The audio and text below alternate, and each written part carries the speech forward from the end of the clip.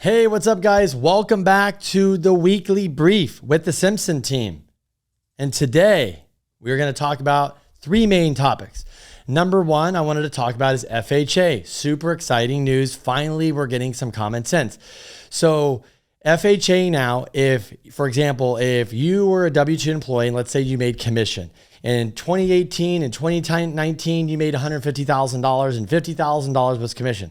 Well, along came COVID in 2020 and maybe 2021, you kind of had bad years. So let's say 2020, you only made $100,000. You just didn't get your commission.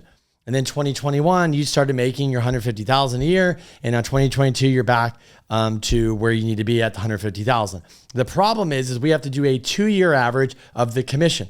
So finally, FHA came out and said, hey, if you're in a related business that was affected by COVID and you can show us proof, whether it's 18, 19, prior to those years, your income was higher and then it went down for a year and came back up, we can throw out that year, whether it's 2020, 2021, and we can average the normal year. So good news there. That should help some buyers. Second point is rates. So we're hearing in the marketplace, right, that the Feds are raising rates. So everybody thinks, I always go over this, the Fed does not raise the 30-year, the 15-year and stuff like that. They do not raise those rates. They raise prime rates. So the money they lend to banks goes up and the prime rate goes up. So if you have a HELOC, credit card, business lines of credit, things like that, that can affect your rate. So everybody thinks rates are going up, but what's happening is rates are going up on those loans and they've actually been coming down since about 80 days ago. We're back down to kind of those levels. So the 10-year treasury, which we watch, was at 350. Now it's ranging anywhere between 2.5 and 2.75. So we've actually seen a decrease in rates, a half a point to maybe 7/8. So that's really good.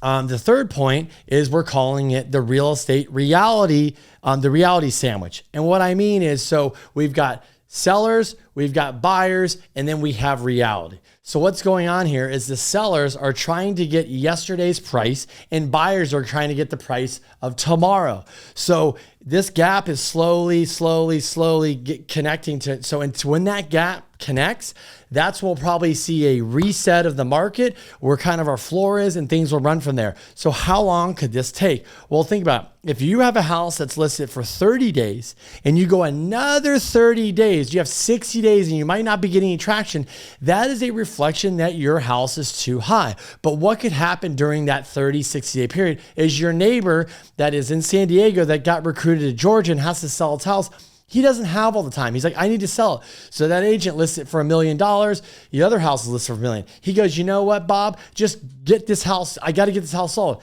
He accepts an offer at $950. Well, guess what?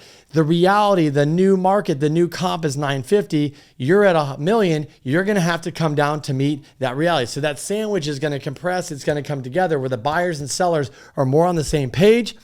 And that's when I think we'll see the reset and we'll see more buyers back in the market. Sellers are going to understand this is where I need to be. And boom, we're off to the races. Thanks for watching. See you guys again soon.